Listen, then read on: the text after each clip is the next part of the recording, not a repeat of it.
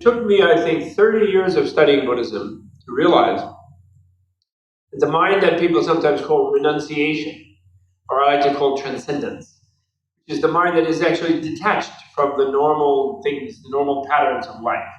It has like real detachment. I mean, you're sort of dropped out in a certain way from your expectation level, and you're willing to bear, therefore, some sort of disappointment and thing. And when you get something really good, you don't go berserk about it. You realize you take it in stride and you enjoy it, but you don't go well about it. So that type of detachment is often presented as it's reached as a result of a lot of self-denial and self-suppression. And there does seem to be, in skillful action, we restrain an impulse to become angry or restrain some obsession, some desire, we restrain something. And maybe that feels a little bit like self-denial at the time. But ultimately, having renunciation and being detached and recognizing the fundamentally dissatisfactory nature of the egocentric lifestyle is not self-denial. In fact, it's the beginning of self-appreciation. As in the Lamrim, it begins with self-appreciation. Remember I challenged you all, I said, in the first day, I think, which was all spent on detoxification about the worldview, about how we all expect to be nothing when we die. Because we can't appreciate our life, our evolutionary life, which we've evolved to biologically from a huge and infinite long previous biological experience, not just of our genes, which scientists would agree with, but of our own selves personally, our own spiritual gene, you could say. We can't appreciate that ourselves then if we don't realize how far we have come personally, and therefore how precious our current situation is. Right? So we have to detox from the idea that we really are nothing.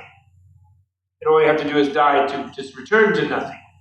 You know what I mean? And you're actually are nothing now. If you have a belief, which means if you have a picture in your mind that when you die, when the lights really go out, you can't breathe again anymore, and your body goes to sleep, the whole body, and you can't wake it up like that, and you can't smell anything, hear anything, and also your mind, you lose track of your mind and your normal grasp of language, and you can't remember your name or anybody's name.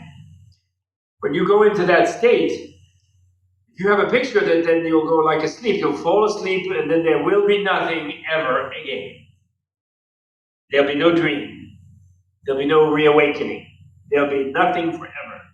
If you have that picture in your mind, what it means is that you're carrying around with you the conviction, the world model, that at the core of yourself now is nothing, is that dark space, is that lights out, so that you are basically lights out. And people will then kill themselves when they get really upset about something.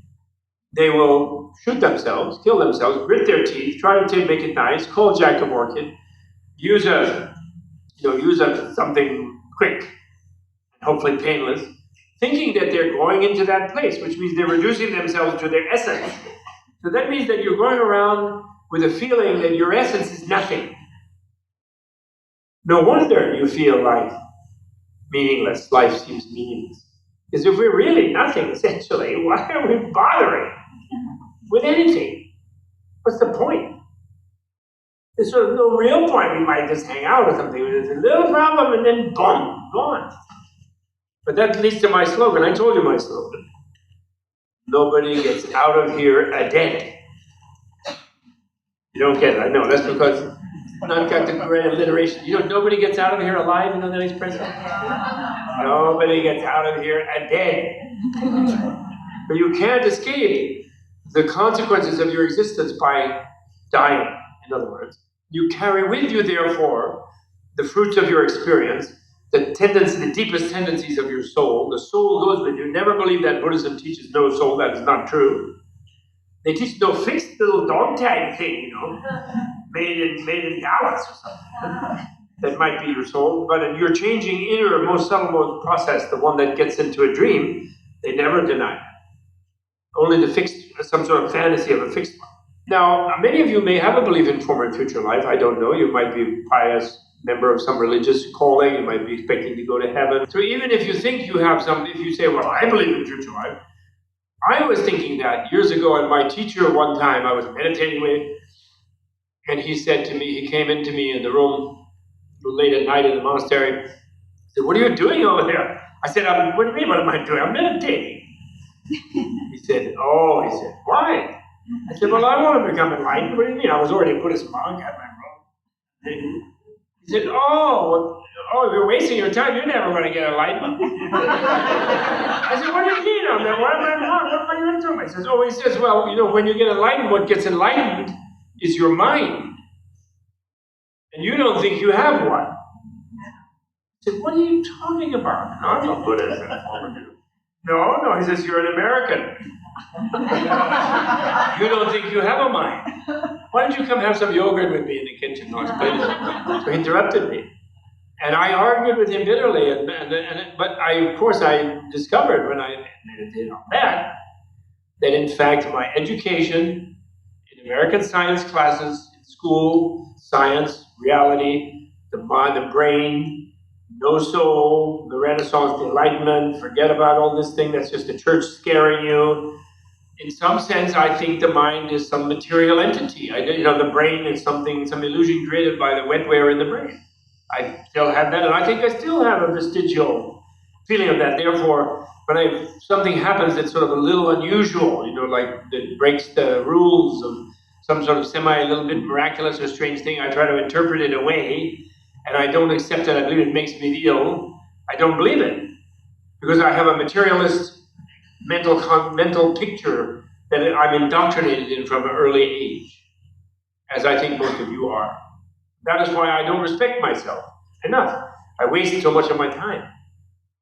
If I really respected myself, if I really loved myself as this amazing creature that has came through here all the way up from Carl Sagan's Precambrian slime, I would not waste my time. I would, because the moment of my human awareness, every moment of it is intensely valuable, because it has an infinite evolutionary consequence.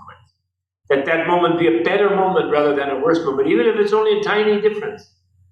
Even if my mind is, instead of nagging over some negative thing, it is focused on something really positive, even for a few seconds, that's a huge evolutionary different causation. It's a different direction that you're taking, right?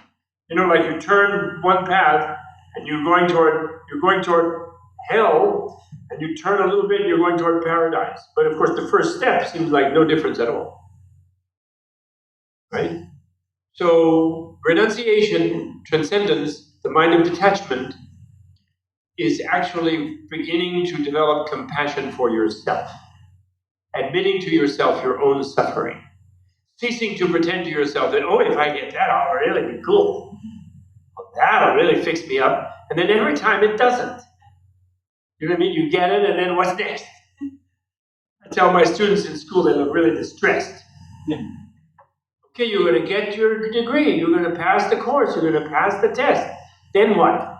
Is it going to be, at the graduation ceremonies, they throw their hat. Yeah, wow. Parents give them a watch or a car. And then, they get home, and then dad is back there. Okay, when are you going to get a job? Get out of the house, I go somewhere.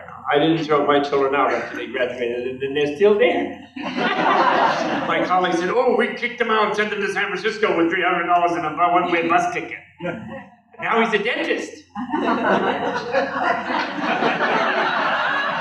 I really lost out.